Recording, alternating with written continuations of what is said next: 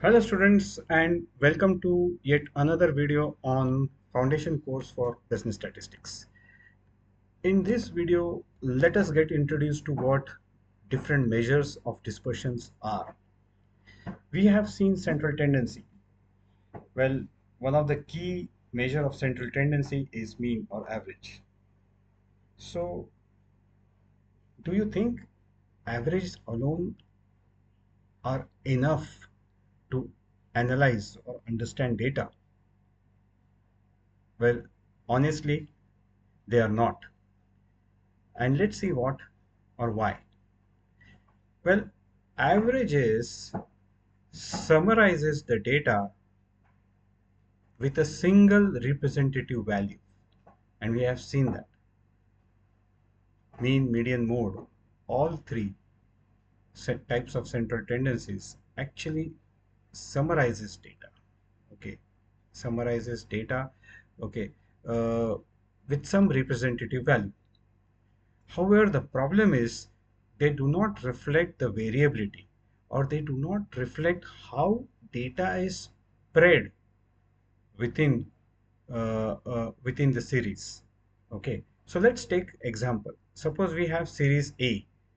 Series A have got 5 elements, and all five are value of all 5 elements is 50. So what do we mean by this? In that case, okay, we have the mean, okay, for this series A is 50. Okay, whereas there is no variation in this, so there is no variation, and hence standard deviation is 0. Whereas let's take example of series B.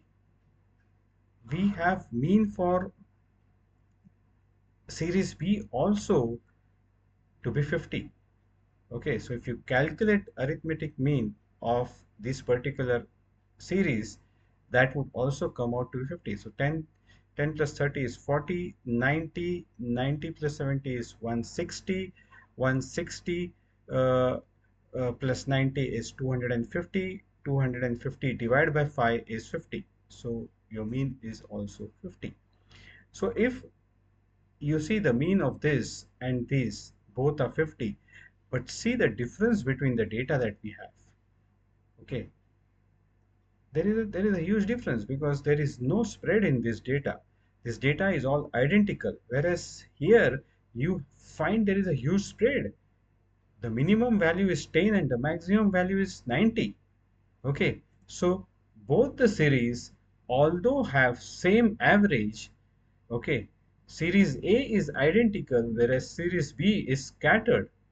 Okay, and that is the reason, to understand the data in better way, measure of dispersion is very important, because average alone is not enough to understand the spread of the data.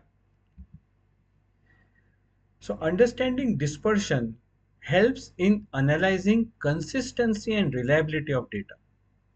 See, if dispersion is less, then data is clustered around the mean, whereas if dispersion is high, okay, then data is spread.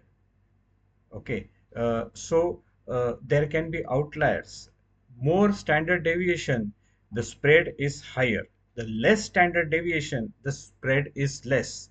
The data is clustered around me. Okay, standard deviation or variance or other measures of dispersion actually tells us how much values deviate from the average. Okay, and this helps us for comparative analysis. For example, comparing wages in two factories. So what are different common measures of dispersion? So range, variance, standard deviation, and quartile deviation are different measures of dispersion. Range, variance, standard deviation, and quartile deviation. So we'll be studying how to calculate all four of these different measures of dispersion. Okay. Typically, dispersions are of two types. First one is absolute measures of dispersion. So range, variance, range, variance, standard deviation, and mean deviation, which we saw just in previous slide, are absolute measures of dispersions. Okay, and uh, they express variation in original units of data, helps us understand actual spread of values, but they are not useful when comparing data sets with different units and scales. So let's take an example. So if I have to compare factory A and factory B, factory A has salaries ranging from 20,000, okay, to 60,000. So their range is 20K to 60K. 20K is the lowest limit of the range and 60K is the highest limit of the range. And range is typically calculated by subtracting lowest limit from the highest limit. So here the range is 40,000, 40K, whereas for factory B, we have salaries 15 to 45K. So we have 30,000, right, which is the range. Now imagine if I have two factories, factory A pays in rupees and factory B pays in dollars. Okay, if factory B pays in dollars, then I will have problem comparing the range, right? Because if this is a monthly salary of factory A, then monthly salary of factory B, which pays in dollars, will not be $15,000 to $45,000. It will probably be $3,000 to $8,000, say for example. Yes.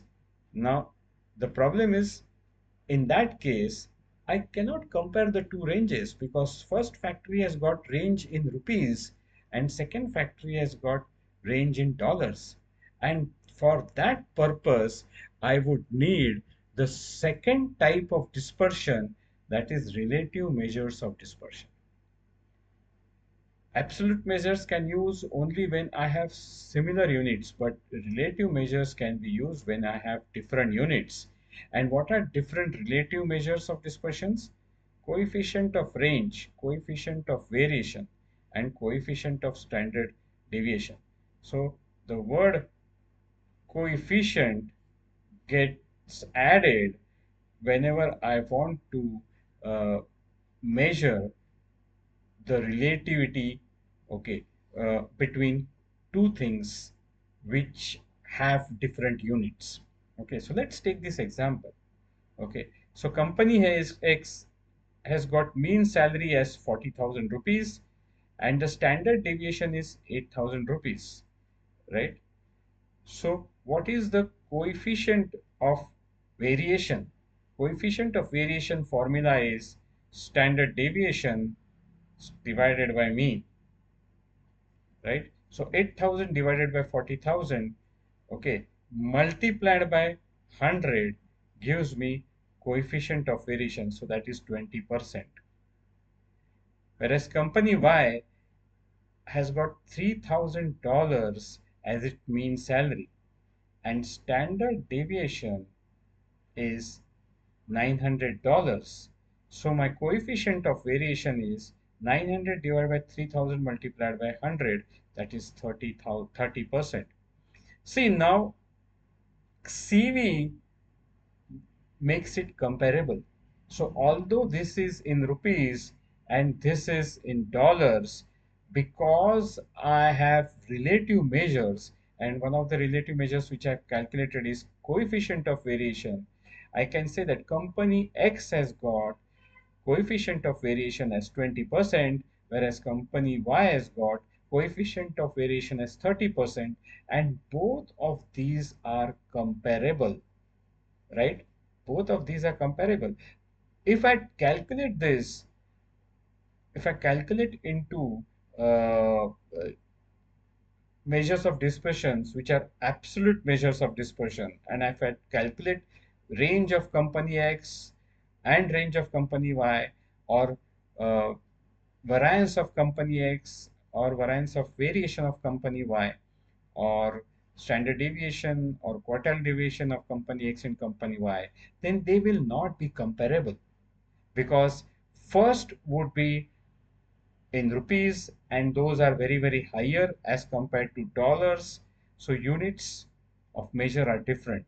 And hence, when you are comparing two things which have got different units, it is always you should be comparing with coefficients, and that is coefficient of range or coefficient of variation. So you should use relative measure of dispersions. So we will actually be looking calculating all the relative measures of dispersion as well. Okay, so in next video we are going to watch range and quartile deviation calculations. Till then, bye, and thanks for watching.